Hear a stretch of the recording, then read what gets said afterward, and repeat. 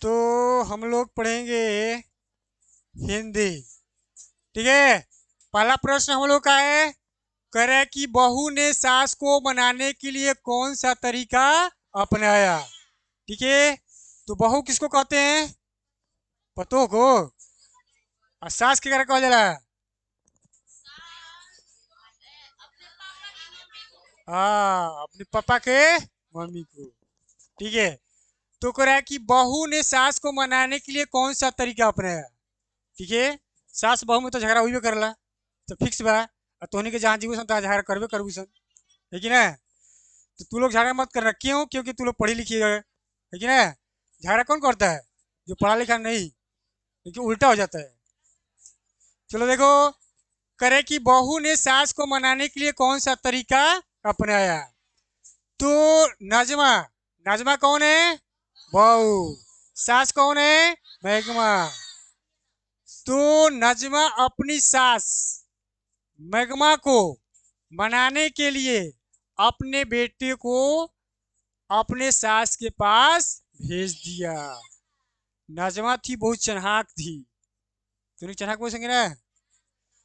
तो सीख लो कैसे मनाना है, ऐसे ही अपने सास को मनाना है। ठीक है। तो बोल रहे हैं कि नाजमा ने, है कहे ना मानेगी, जो क्या होते हैं नाती कहते हैं कि क्या कहते हैं? पोता। दादी लोग को पोता बहुत क्या होता है, प्यारा होता है कि नहीं। तो तुरंत मान जाएगी, अगर वो जाती तो ना मानती। ठीक है। तो करे कि नजमा अपनी सास मगमा को मनाने के लिए अपने बेटे को, अपने बेटे को कौन भेजी? नजमा। ठीक है ना। नजमा अपने बेटे को अपने सास के पास भेज दिया, तो जाओ अपने, तू अपने दादी के पास जाओ। ठीक है। जिसके बाद सास भी मान गई। अब वो सोचा कि अब छोटा मोटा नन्ना इसे क्या खिसियाना है, वो भी क्या हो गई? मान गई। कौन मान गई? हाँ। ठीक है।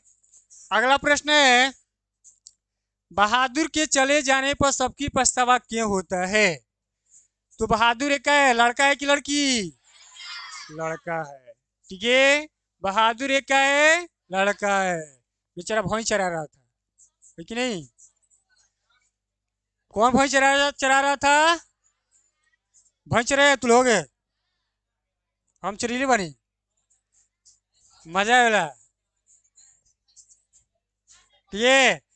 तो बहादुर के चले जाने पर सबकी पछतावा क्यों होता है, ये हमारा प्रश्न है।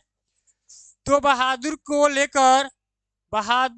लेकर के घर से चले जाने के बाद सबको पछतावा होता है। यानी जितने भी मेहमान थे सबको पछतावा होता है, क्योंकि बहादुर बहुत अच्छा इंसान था, है कि नहीं। सबको लात भी खाता था, लेकिन काम करता था, करता था कि नहीं।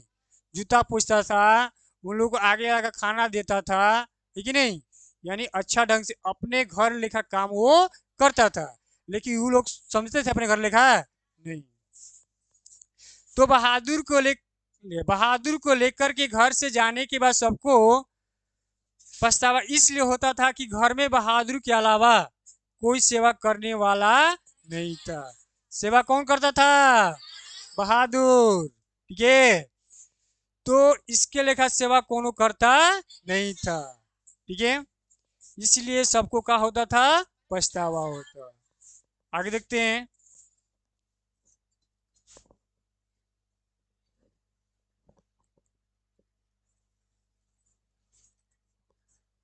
अगला प्रश्न है, देवनागरी लिपि में कौन कौन सी भाषाएं लिखी जाती है। ठीक है। तो देवनागरी लिपि में कौन कौन सी भाषाएं लिखी जाती है। और जैसा प्रश्न है वैसे आंसर देंगे। ठीक है। ज़्यादा देने से क्या फायदा होगा। तो देवनागरी लिपि में संस्कृत भाषा, प्राकृत भाषाएं इत्यादि लिखी जाती है। तो आभी भाषा है। ठीक है। तो ये छोटा मोटा था तो कोई दिक्कत नहीं। आगे देखते हैं।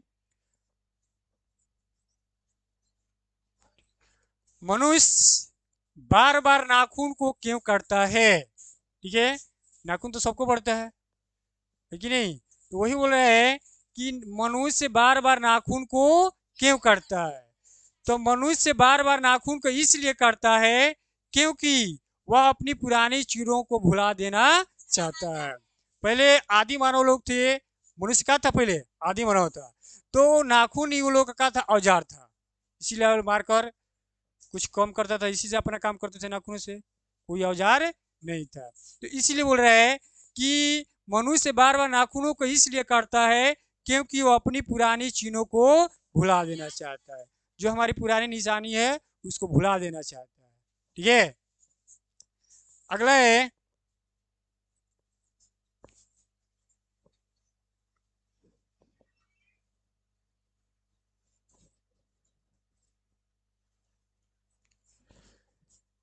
करे कि लेखक के द्वारा नाखून को अस्त्र के रूप में देखना कहाँ तक सही है। ठीक है, करे कि लेखक के द्वारा नाखून क्यों बनते, लेखक कौन है, हजारी प्रसाद द्विवेदी।